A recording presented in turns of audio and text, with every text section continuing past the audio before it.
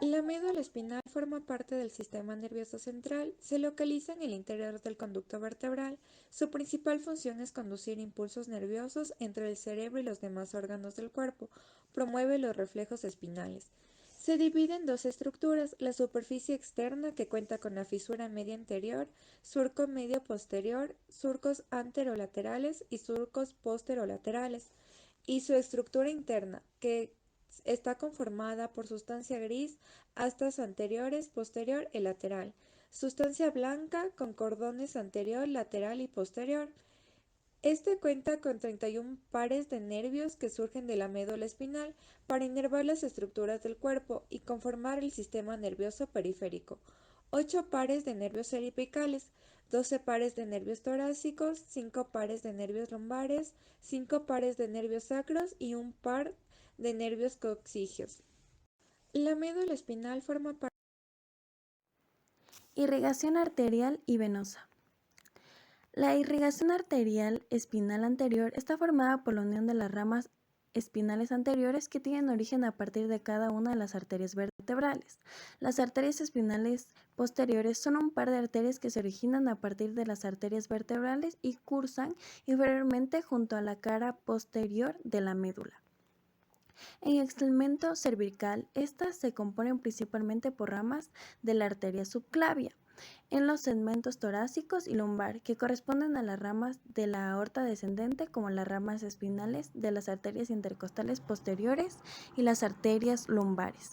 El drenaje venoso de la médula es análogo a su irrigación arterial, un número variable de venas espinales anteriores y posteriores situadas en la fisura media anterior y el surco medio posterior, respectivamente.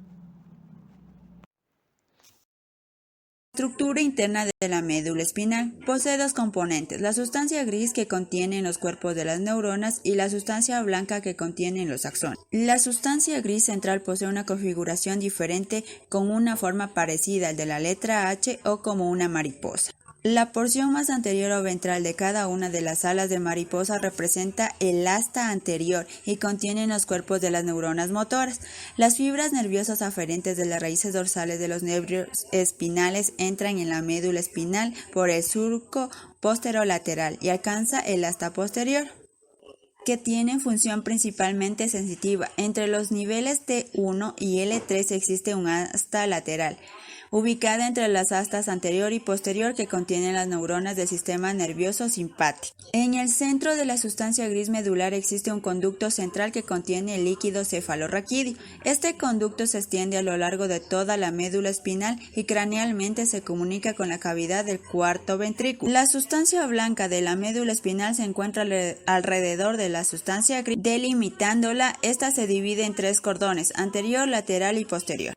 Cada uno de los cordones de la médula espinal contienen tractos ascendentes y descendentes de sustancia blanca, que son las vías de transmisión de los impulsos nerviosos entre el cerebro y los demás órganos y tejidos.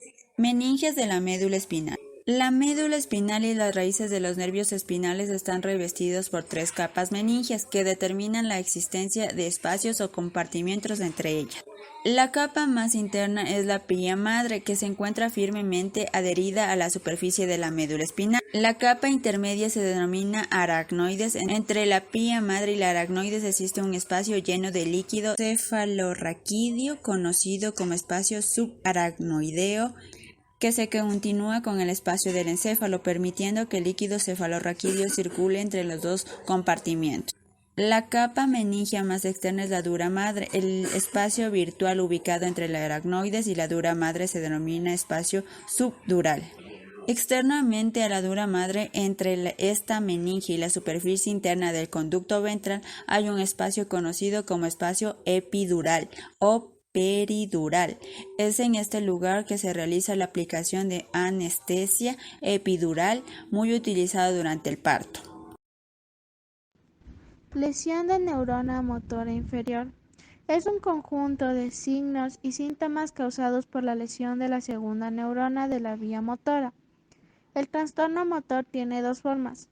Parálisis nuclear. Si la lesión asienta sobre los núcleos de origen de la segunda neurona a nivel del tallo cerebral o de la médula espinal. Parálisis infranuclear.